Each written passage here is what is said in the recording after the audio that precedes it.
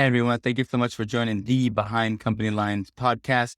Today we have Wang, CEO and co-founder of Civic, a volunteer and mentorship management platform that triples volunteer capacity and retention for nonprofits. I'm so excited to chat with you. I was chatting with you before the episode and really excited about the social impact space. We talked to a lot of companies who are working within sustainability and social impact, really just thinking about ways that we can collaborate and cooperate to make positive steps forward and whatever is in need, whether it's underserved, undervalued. So I'm really excited to get to the weeds of what you're doing and how you're kind of empowering the whole kind of sector into just being more efficient and helping volunteers kind of have an easier way of and a more manageable way of giving their time up. But before we jump into all that and what you're working on at Civic, describe to the audience kind of your idea around social impact and how are ways we can give back without just donating money, say at the grocery store or through an organization that we might know of. What's the social impact that you define? And then also, what are ways we can give back without, having to offer money or things like that?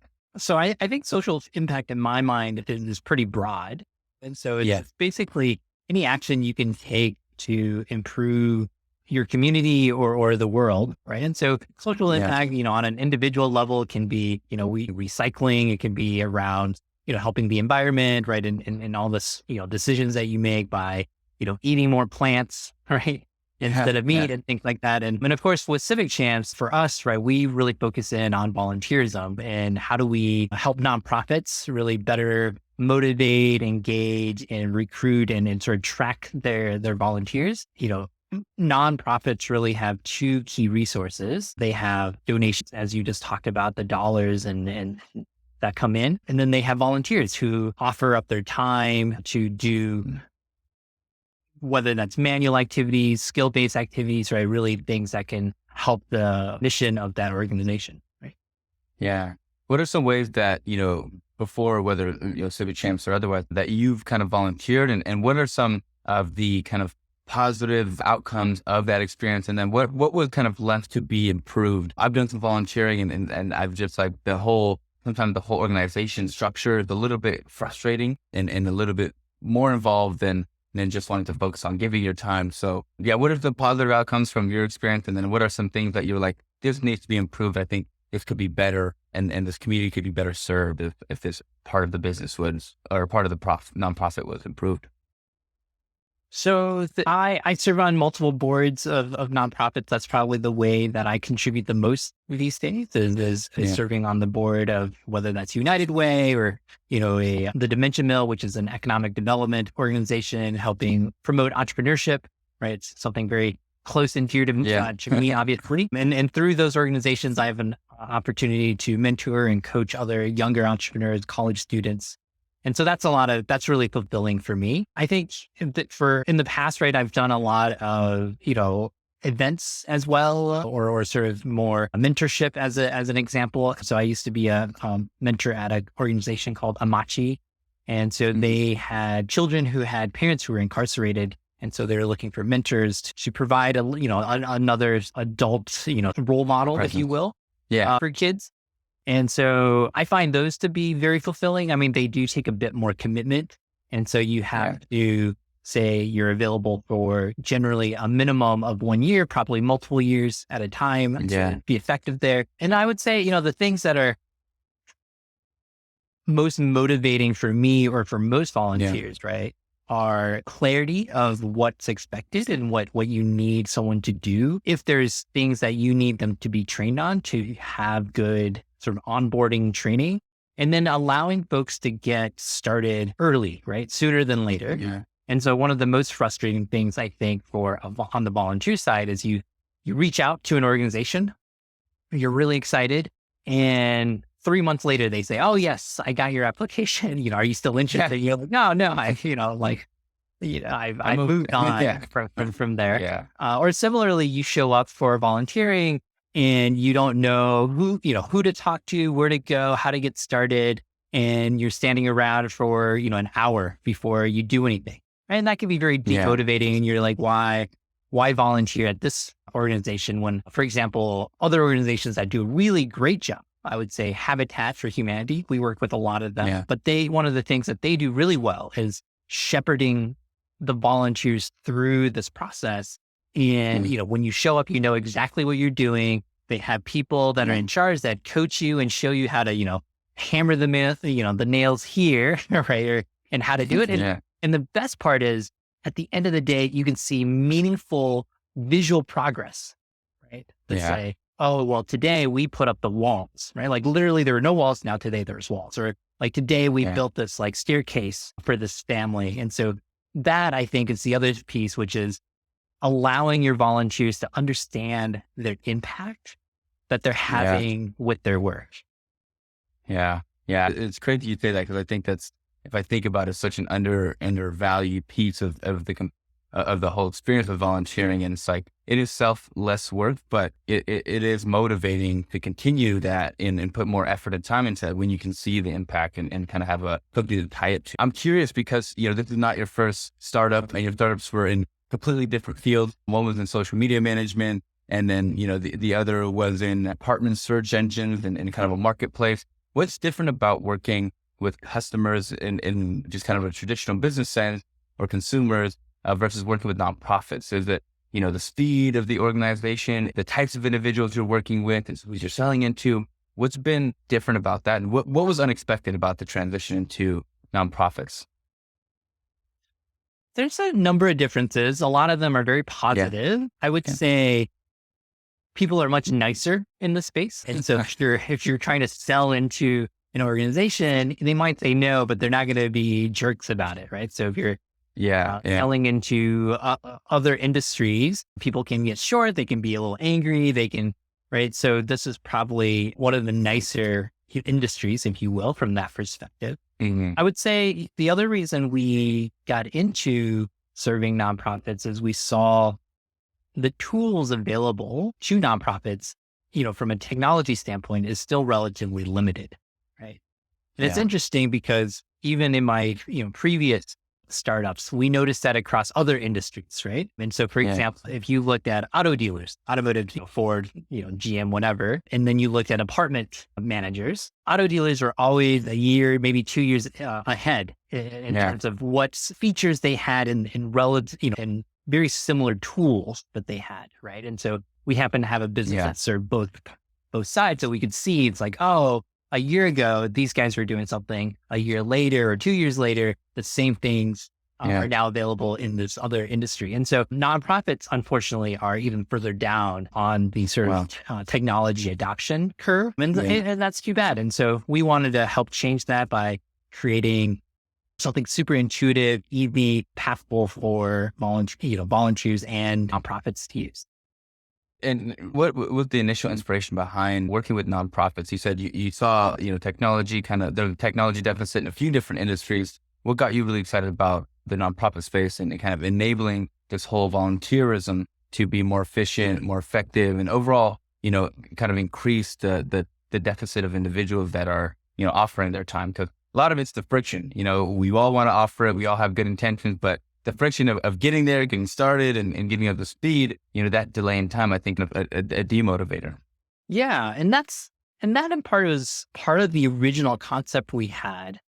And I was inspired by Pokemon Go originally, actually, in part because it's, if you think about mobile games, right, or video games in general, there's very few that have a tangible positive impact on you or your environment, right? Pokemon Go encourages people to walk and explore their neighborhoods. It promotes some amount of sort of social interactions because you might be able to bump into people and things like that. And so I thought that was really neat as a concept. And I've always thought volunteerism is fantastic. And for a number of reasons, one part of it is it brings communities together, right, across political, social, economic lines. We can all agree that, people shouldn't be hungry in our neighborhoods, right? Kids should be educated, right? There should be good housing, right, et cetera, et cetera. And so we can all come together. And for me, it was a little bit as a volunteer myself, I was thinking, sometimes you have this wish to do good, but there's this point of friction.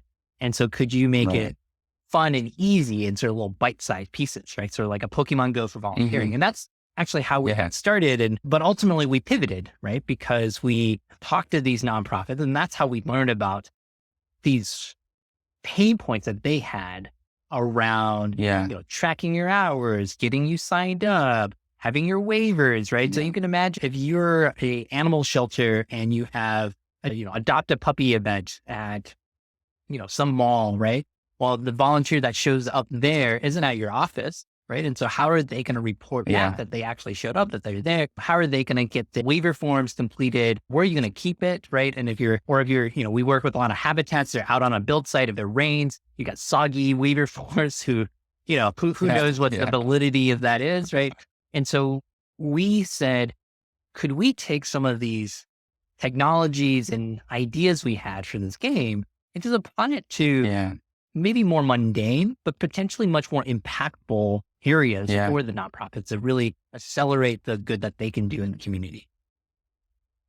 Yeah. It's so amazing to hear kind of the progress. And I love the word pivot because I think it comes with a bad connotation, but it's, somebody told me, I was a founder on the show. It was like, product market fit is the point in time. And I'm sure at that point in time, you saw kind of a huge, opportunity to kind of enable and support the nonprofits. And I'm curious when you, as a founder myself, when you think about building a platform that affects end users like the volunteers, but also kind of the organization in total, who do you focus on building for? Are you focusing on building to make it easy for the volunteers and then kind of grows from there, kind of bottom up approach? Or do you focus on what the organization needs to keep track of these employees and then kind of create a really, homogenous kind of, I guess, a group that can have the impact that they need kind of top down? How do you focus and what are some benefits to the way you kind of look at building products? So we focus on the volunteer manager as our core constituent. And so we always build for them. And the reason being, we think we get the most in terms of impact by helping them do their right? So if you think about it, right, if they can go from managing 100 to 300 volunteers with no additional effort or time, well, shoot, that's a huge impact that you've had on whatever mission it is that they're working on. Versus if you make it easier for volunteers, right? Like it is one-on-one, but the other part of it is we feel like we had to solve for the volunteer manager because at the end, that's who's validating the information. That's who's like actually running the program, right? And so, you could have the best experience for a volunteer, but how are they going to know what's going on without the volunteer manager submitting or inputting that information in, right? That says like, oh yes, on Fridays we have this shift that's open, right? Or isn't open. And so we felt that, we could A, have more impact, but B, I don't think the system quite works, right? Certainly not with any sort of depth if you don't make sure that this tool is really great for volunteer managers. Yeah.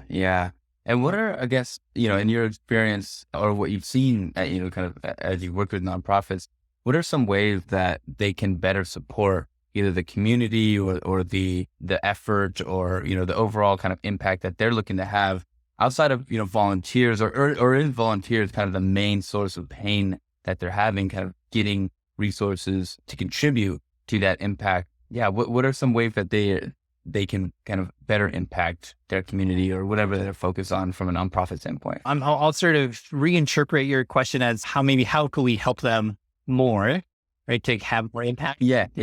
And so if you were to ask nonprofits, generally the first answer they would have is like, well, we could just use more donations, right? And there's some truth to that, right?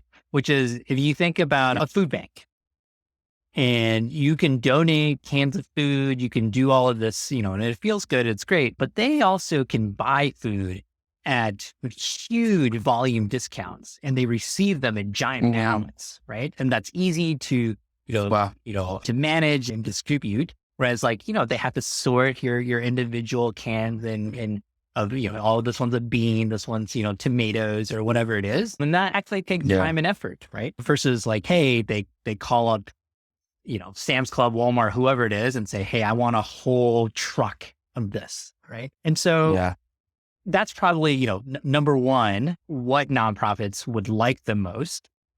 I would say though, part of the challenge for them is people increasingly want to have very tangible impact, right? It's no longer do you want to invest in like generic global warming as a topic, right? You're like, oh, I'm going to fight global warming. Here's a global warming fund. And you're like, here's $100, right? No one does that because who knows what happens to the dollars. And we're used to that personalization, I think, in our day to day as consumers now too, right? So like whether that you're on, Amazon shopping, right? You're not getting the broad catalog that everyone sees. You get your specific Julian or Geng special recommendations. Yeah. And so people now increasingly expect that, which is like, what is my special thing or impact that I'm having with my $20 gift? And so to the degree that you can make that very tangible for folks and communicate it well. So in the moment of giving, I think that makes a big difference, right? To say, oh, your $20 can do long. And here's the impact that you're having. And by the way, a month, 3 months, whatever from now, I circle back and I tell you, yes, that's exactly what happened. Yeah. Yeah. I feel like keeping track and keeping that impact is huge, not only from the volunteer, but also to measure kind of the effectiveness of the nonprofit or organization that's running it. I'm curious, as an industry that people don't kind of associate money with in terms of like investment and returns, how was the whole fundraising process? How are you able to communicate not only the value of the product and its impact, but also kind of the return on investment that, from a traditional standpoint, when you think about VC, they all want, B2B products or B2C products that are going to, gain and revenue. How was that whole fundraising process in delivering the value of the product, but also kind of explaining the overall kind of gains that the industry would have and your product would have? I would say, nonprofits makes it sound like they don't have money, but nonprofit doesn't mean no dollars, right? Matter of fact, right? It's 10% of our economy in the US, right? So, around $2 trillion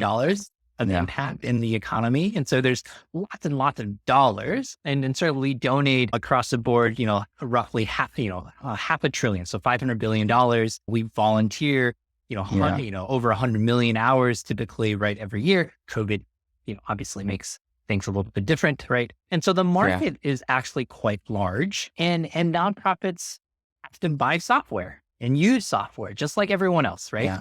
And so I think, what we did is we built it, from the bottom up and said, hey, here's how many nonprofits are out there. Here's how many of them, really depend and value volunteers. Here's how much we charge for that. And so here's, the market size that you're looking at. And, it's over $1 billion in total, right? And here's our sort of more tangible success that we've had, right? So from launch and then from piloting to getting, paid customers, and here's sort of the growth trajectory, right? I think one of the great things I think about is one of the ways we can measure impact is actually just by how many dollars we make, just our revenue, right? Yeah. And that's also the social impact in parts that we're having, right? Because people aren't dumb, right? They're not going to buy your stuff if it's not helping them, right? Like no one purchases useless software. And so if we can build something that people are excited to buy and purchase, and maybe for smaller organizations, lower the price to keep it affordable and all that, part of our social mission. But in total, right, if we could say, hey, look at our revenue growth, that's also, by the way, our social impact growing, right? Because that's more nonprofits that we're able to serve and more lives that we're able to touch. Yeah. How do you think about the way you monetize on the product? Is it kind of the company buys the service of it, or is it for the amount of users on the seat? I feel like that would be kind of hard to track. How did you kind of define how you're going to make money from, the impact, but also, how it's kind of, or I guess what also was the importance behind the decision you made? Because I think a lot of companies struggle with, how do I monetize, but also balance that based on the impact that I want to have? Because sometimes they're mutually exclusive and sometimes they're not. Yeah. So we charge, typically it's an annual subscription, right? So sort of a classic SaaS model. Yeah. And it depends on the number of active volunteers you have in that year. Yeah. And so our thought is if you have lots of records you want to keep for historical volunteers, that's great. You should have that. It doesn't really cost us much to host that on AWS, right? Like pennies on, if you will. And so unlimited historical records, but the number of active volunteers is one indicative of the value that we're providing. right? And then probably a sense of how much you're able to pay, right? And I think we might do another cut at some point, which is, looking at your operating budget. If you're under or below a certain operating budget, we might provide a bigger discount, right, to our software. And if you're above, then, there's not the discount that's in place. Yeah. It seems like there's so many things you have to kind of consider because of the community you're serving, the organization. Obviously, as a young company or earlier company, I would say, you also have to focus on just getting people to use your product and getting kind of expanding that network effect, right? How did you go about kind of the go-to-market strategy? Did you spend marketing dollars? Did you make kind of the connections and kind of do the network effect bit where, you had one kind of use case that used it really well and expanded on that relationship? Yeah. What did you do? And would you do anything different? Yeah. Well, yes, we would do things different. But what we did is we started with outbound sales, right? So we initially we just went in person and met with folks and said, talked about what we're trying to build, getting their feedback. But then as they got excited about it, right, we would then convert them to customers. Yeah. Later, we moved to more of an outbound, like phone call and email model. And so we would call email folks and say, hey, here's what we do. What, are you interested? And that we probably did for a year and a half or so. Right. And I think it sort of worked, but I think with our price point, it was tough to make it consistently work in a way that we were actually making money. Yeah. And so I would say about a year ago, we started transitioning to inbound marketing. And so really relying on people finding and then sort of pitching them after. And so that is a much more scalable model in the long run. And, if I were to do things differently, that's probably where we would have started instead. Right. And then it relies on content, right? It relies on your sort of authority, if you will, within the space. And it can be a little bit slower to get off the ground, but once it's going, right, then it continues to pay dividends. Yeah. Now you echo a lot of kind of the earlier discussions that founders have, I guess, internally with the different tests that they promote or utilize to kind of get people active. And it really depends on the product from what it sounds like. How are people engaging with it? How will they come to find out about it? Is it for word of mouth? Is it through social ads? Is it from someone kind of putting it on a platter and then, describing it to me? The process is so, it evolves. Tell us a little bit about the traction. Who are you working with that you're really excited about? It sounds like Habitat for Humanity is a huge customer of yours, which is amazing to hear the impact there. But what got you excited about last year's growth? But where is the company kind of going this year that is even more exciting? So we doubled revenues last year. So that's great. We wish we did even more, right? But certainly growing is always good. And from a traction standpoint, right? So we serve lots of habitats, lots of animal shelters, lots of food pantries, lots of youth serving organizations. So Big Brothers, Big Sisters, Boys and Girls Club. And we've recently launched a new module that's really focused on mentorship. So lots of volunteers are volunteer mentors. Yeah. But what you really care about there is less around tracking hours and whatnot, but really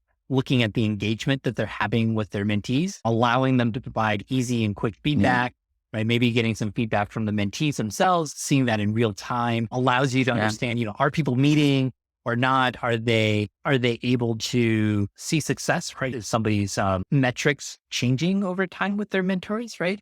And so that's really exciting. And we've been co-developing the National Mentoring Partnership and then Big Brothers, Big Sisters, Greater Pitt. So super excited about that. And then last year we had the opportunity to be part of Blackbaud's social good startup accelerator.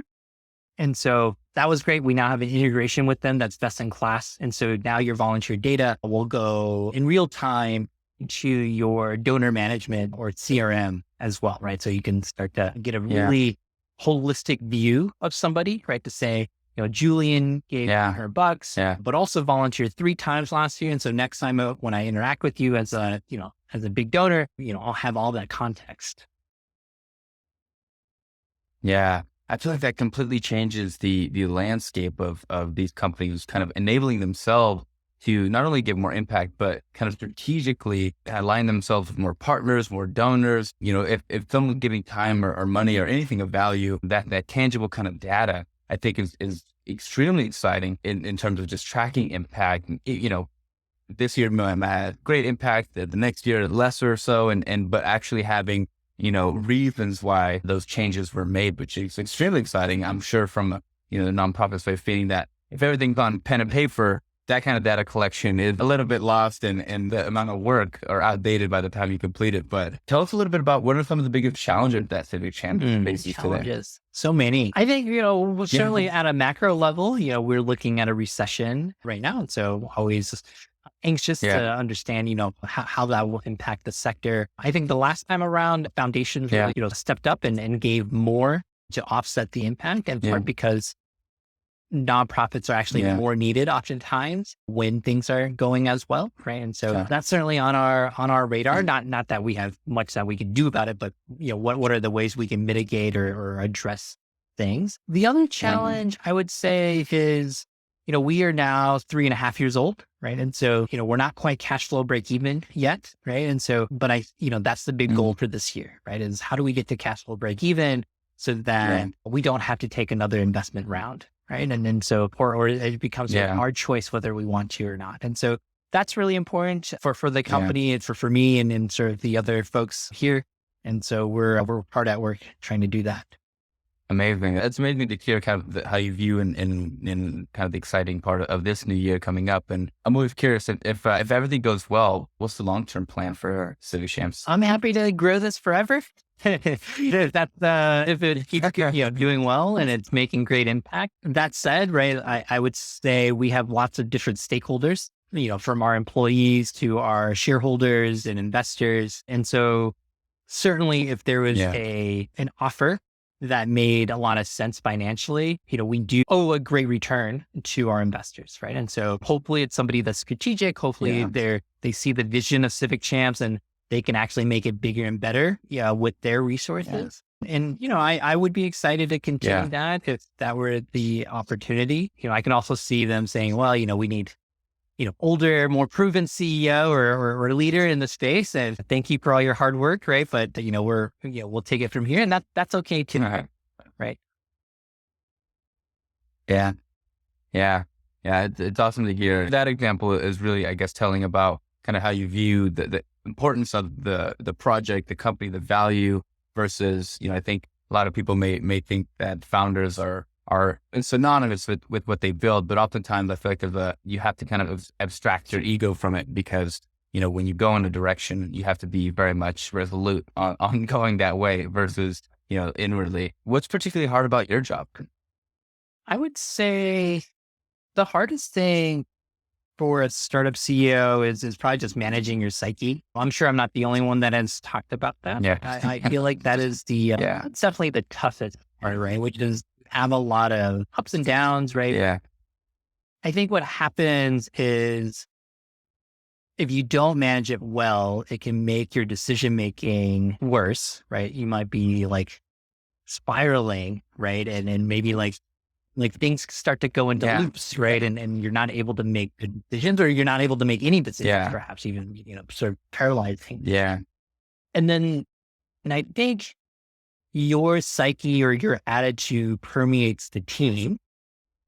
And so that's really important, obviously, because everyone derives energy, hopefully from you, right? And in some way, or maybe feels motivated, right? In some way. And so if you're not motivated and you're not leading in the mission and then it's going to come off, right? I think it's very hard to fake that.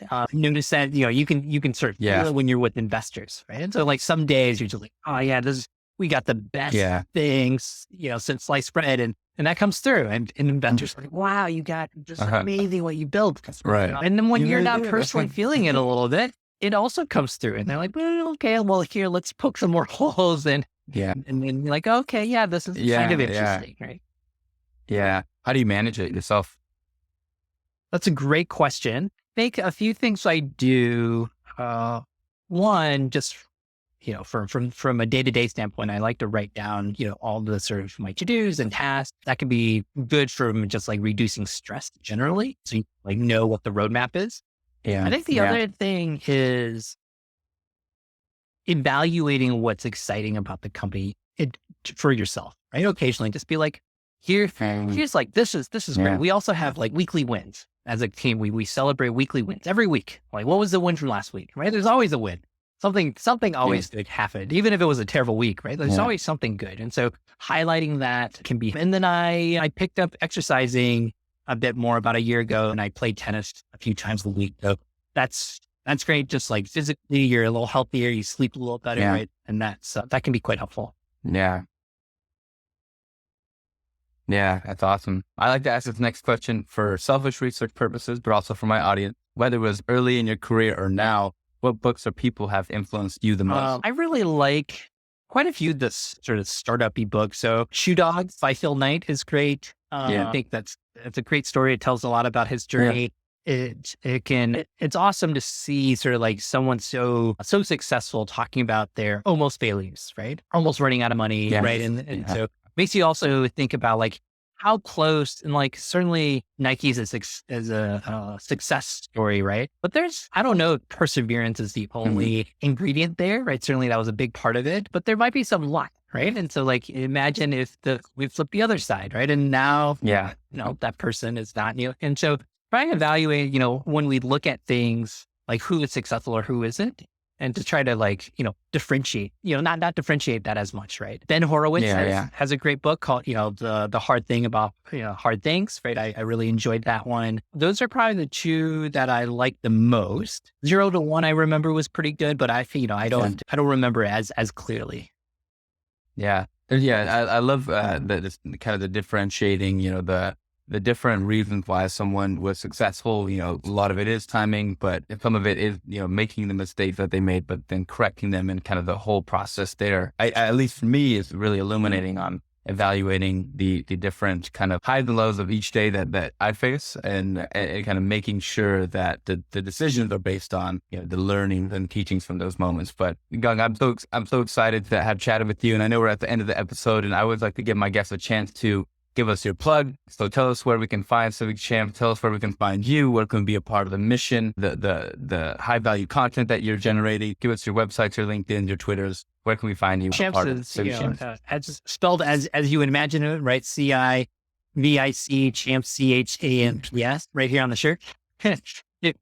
So that's our web address, right? So civichamps.com. You can find us there. Certainly, if folks are, if you're on the board of a nonprofit, if you volunteer with a nonprofit, or if you work in a nonprofit and, you find that the volunteer process or managing volunteers is taking longer or is less than ideal, certainly give us a shout, and, we'd be happy to chat. And, we're not for everyone, right? And so we try to be pretty upfront about that. But if we're a good fit, we'd love to serve more nonprofits.